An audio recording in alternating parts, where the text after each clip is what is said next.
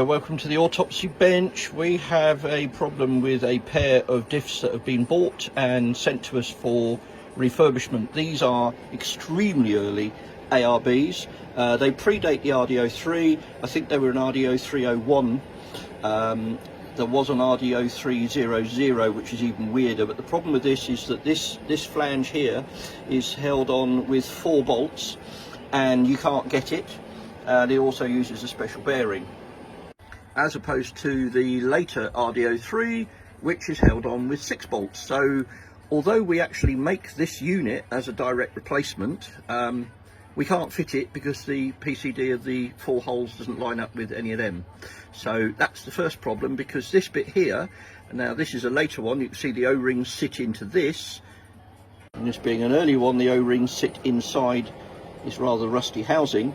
And what they have done over a period of time with the swath is they've ground some pretty deep grooves into, I must cut my fingernails, they've cut some pretty deep grooves into there. So this is most likely still going to leak air a little bit more than it should, because we can't fix it. So I don't know what I'm going to find when I go into a version 2, although that does look in a little bit better condition than the other one, except that pin in there is down and it shouldn't be. It should be flush with the surface. Trouble with early ARBs that you can't get parts for, and the design of this has changed significantly. Even things like the centre here is just a big lump of a casting, whereas the later ones are completely different. So I'm going to have fun sorting this one out, but we'll see what we can do. Centre itself, other than the 4 holes, in fact it's got a broken spring, it's in reasonable condition. It's got a lot of rust and dirt and goo in it, but hopefully we can bring that back. It's got a little bit of ovality there on the holes, but we can probably make that go again. This is one of these things where it's, you know, do you spend the money on it and make it as good as you possibly can, or do you cut your losses? And unfortunately that's the customer's choice. I'm just a diff doctor. Bye bye from the autopsy bench for now. I'm not having a good day. This is diff number 2. If you remember, I said earlier there was an earlier version of an RDO 3 called an RDO 003, and here it is. This one's different to anything else, believe it or not. In that groove round there, there is a spring, and that spring is fed through that hole with the tiniest grub screw imagined and locks in the locking ring. There is the spring, and unfortunately it's in 2 bits and you can't get them, and the grub screw that holds it in is that little grub screw there, tiny little thing. It's strange how you can spot all sorts of things when you take a diff apart. Here we have different bolts. Here's another different bolt, but if you notice it has no washers under it at all. So it just gives you a guide as to what you're liable to expect when you get inside. Then you have the cage, and unfortunately this O-ring's had it and you can't get those. This is an antique, so we've got a bigger problem now.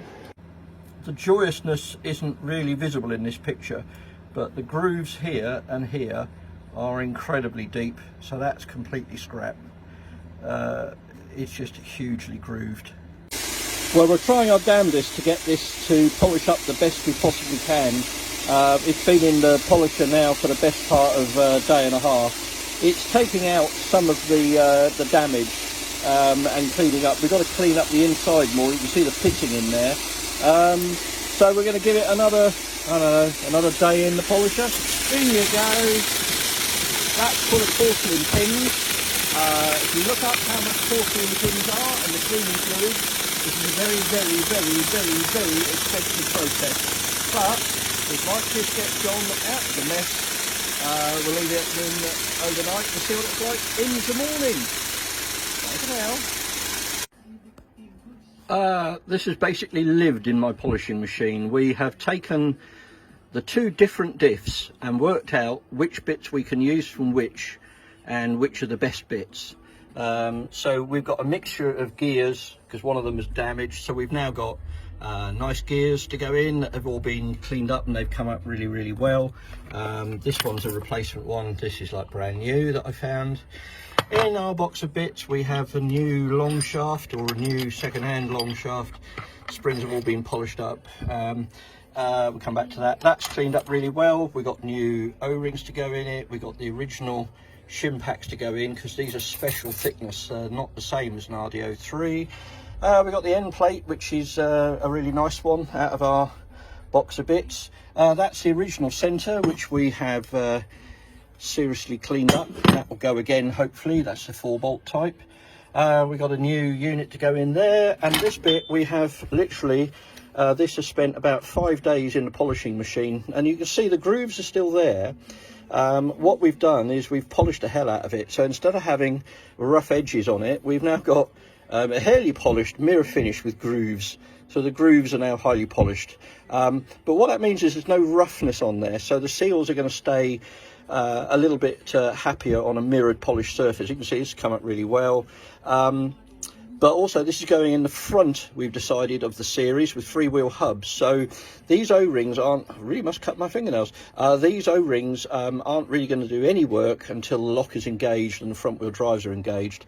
So all I've got to do now is put it back together and see if it really leaks like a sieve and all this work's been for nothing, or we actually have a usable diff for his lordship. Yeah, mates rates. What next? Moment of truth, John. I've had to make up my own special bloody air fitting cannon combination for this, because I haven't got one that old. So we've switched the compressor on and locked. And